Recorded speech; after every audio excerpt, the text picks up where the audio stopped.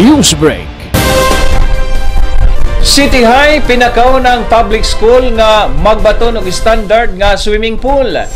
Matawag nga ang Usami City National High School mao'y pinakauna sa kasaysayan sa public school sa Dakbayan sa Usamis nga magbaton og standard og moderno nga pasilidad sa swimming pool. Nagkanayon si Usami City National High School Principal Lilibet Abamunga nga adunay mga private school sa Usami City nga adunay modernong pasilidad nga gigamit sa PE o Physical Education labi na sa mga college o university apan wala pasukad sa mga public school.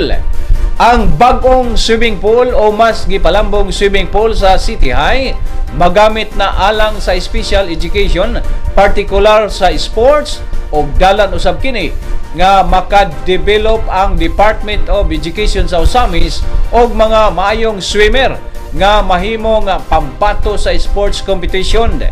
Gipasigarbo ni School Principal Lilibet Abamunga nga ang swimming pool sa Usami City National High School ikatandi usab sa mga sikat nga swimming pool sa nasud. Gumikan kay gihimuan gayud kini og dalaygong plano.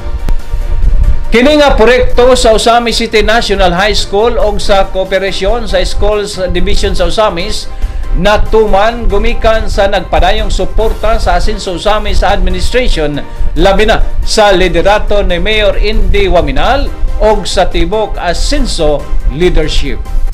Tuyukan magud siya mga building, so lisod jud kaayo nga unta kung dako pa kaayo ang atong area pwede gud siya mas mapadako og mapanindot ang kaayo nya sa pagkakaron igo-igo ra gyud siya nga may standard siya ba dili gyud pareho sa uban nga dagko kay area ang atoa gyud igo-igo ra gyud kay wala na puy bakante nga space para ana, but at least na say standard nga swimming pool ang atoang DepEd ka dire nga magamit sa atoang dili lang sa City High, sa tibuok Department of Education dire nga gusto sila mag-practice para ma-develop ang skills nila sa swimming, so pwede gid sila makagamit ana. Sa Dakbayan sa Usamis wala may kanang sa DepEd ha, wala may laing area nga eskwelahan nga adunay swimming pool except sa dire sa Usami City National High School.